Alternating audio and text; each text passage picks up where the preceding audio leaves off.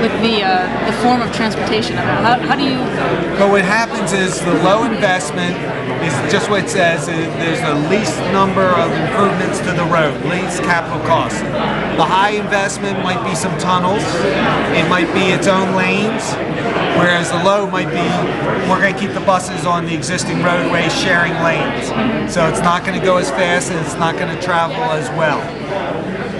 This high investment LRT might have some tunnels in it, some bridges, like for instance, where light rail crosses Connecticut, that could be a bridge and that would be called the high grade, whereas if it just crossed that grade, it would be the low investment.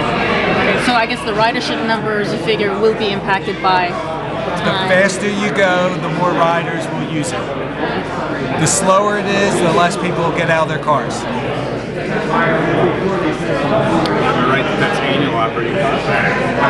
This is annual based on 2007 numbers, so yes. And it's all part of a formula that FTA will ultimately, we'll have people crank into this.